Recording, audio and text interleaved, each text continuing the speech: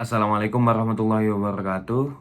Perkenalkan, nama saya Ahmad Dulan Irawan dari kelas 34, kelompok 1 dengan NIM 155244044. Hari ini saya akan mempresentasikan rangkuman KTI dari kelompok saya yang berjudul Perencanaan Struktur Jembatan dengan Metode Komposit sebagai Aktivitas Sesar Lembang. Nah, seperti yang sudah dikatakan, judul dari KTI kelompok saya adalah Perencanaan Struktur Jembatan dengan Metode Komposit sebagai Aktivitas Sesar Lembang. Nah, yang pertama adalah latar belakang. Latar belakang pertama, Indonesia itu berada di zona cincin api Pasifik yang dimana rawan gempa, yang punya potensi gempa dengan magnitudo 6,8 sampai 7 yang jelas mengancam infrastruktur penting. Kemudian solusinya bagaimana yang kelompok kami temukan, yaitu dengan menggunakan struktur komposit, baja ditambah beton, yang dimana itu lebih kuat, lebih fleksibel, dan jelas tahan gempa. Kemudian, desain jembatan juga harus adaptif terhadap kondisi seismik. Nah, selanjutnya adalah rumusan masalah. Rumusan masalah kita bagi menjadi 3. Yang pertama, bagaimana sih karakteristik aktivitas sesar lembang yang diperlukan sebagai pertimbangan perencanaan struktur jembatan. Yang kedua, mengapa sih struktur jembatan dengan metode komposit digunakan dalam perencanaan struktur jembatan di daerah rawan gempa?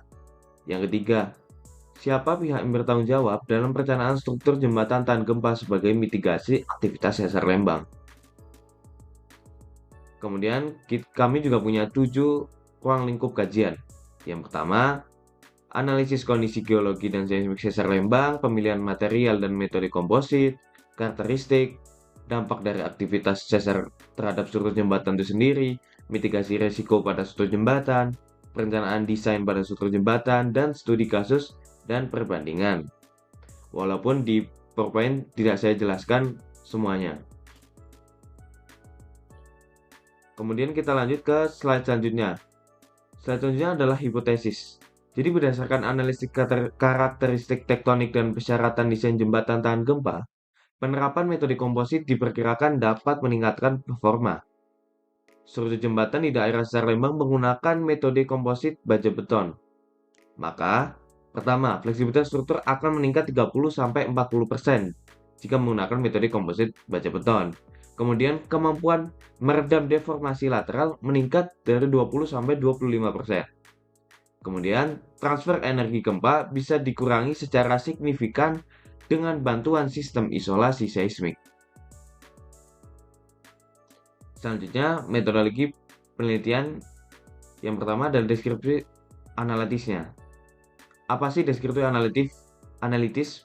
Yaitu menjelaskan dan menganalisis efektivitas struktur komposit sebagai solusi mitigasi gempa dengan 4 metode pengumpulan data.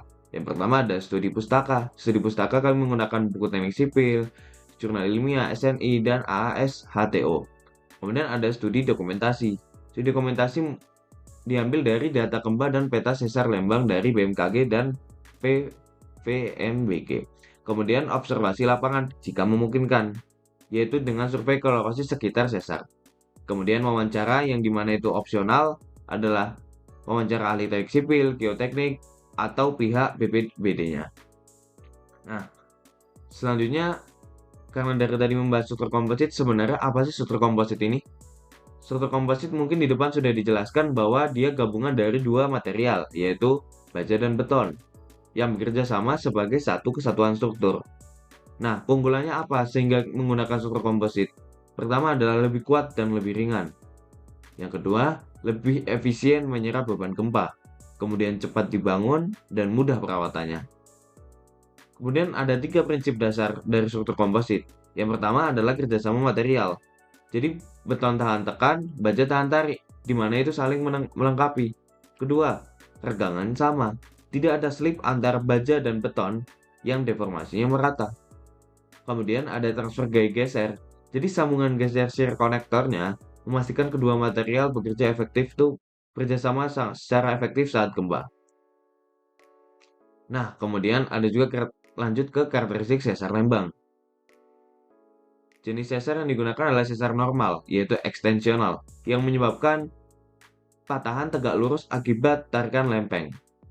Nah, potensi bahayanya magnitudo gempa 6,8 sampai 7 skala Richter, kemudian ada periode pengelolaan gempa dan berpotensi menyebabkan tanah longsor, likuifikasi, dan kerusakan infrastruktur masif.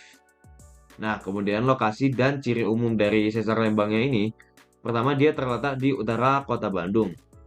Kemudian dia membentang arah barat timur sepanjang kurang lebih 24 km.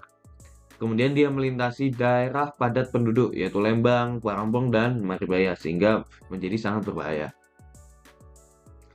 Nah, kemudian ada strategi mitigasi bencana pada jembatan yang kami bagi menjadi 5. Yang pertama adalah struktur lentur dan elastis, di mana menggunakan sendi elastis dan desain ductile agar mampu menyerap energi gempa. Kemudian betonnya bertulang, jadi seperti yang dikatakan tadi, kombinasi kuat tekan beton dan kuat tarik baja.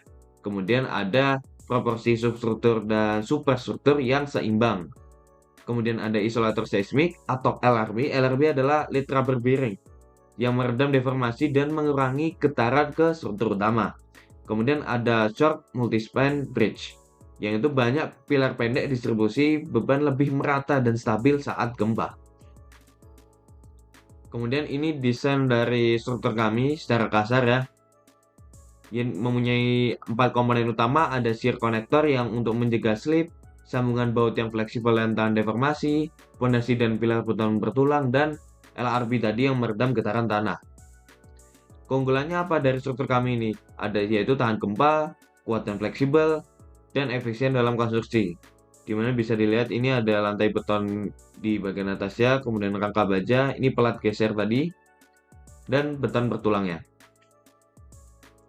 Kemudian keunggulannya apa sih? Dan evaluasi apa sih yang dari material komposit yang kami pilih?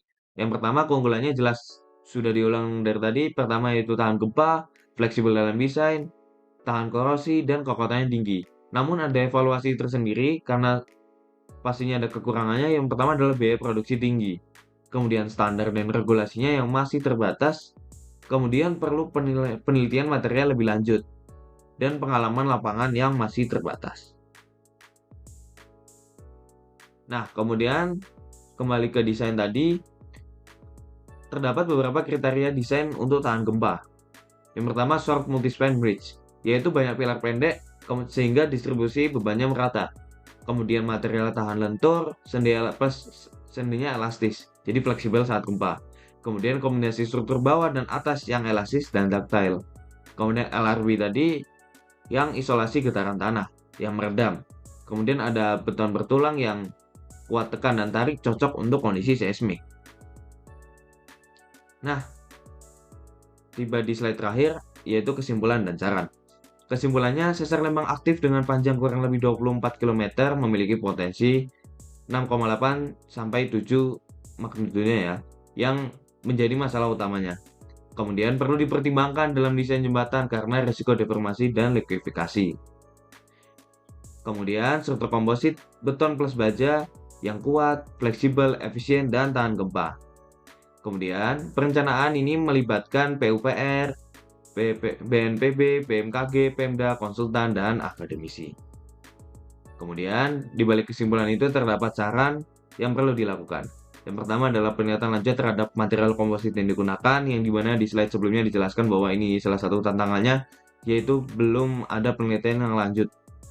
Kemudian ada analisis ekonomis untuk membandingkan efisiensi biaya struktur komposit dengan material konvensional. Mungkin sekian presentasi dari saya. Terima kasih atas perhatiannya dan mohon maaf bila banyak sekali kesalahan. Assalamualaikum warahmatullahi wabarakatuh.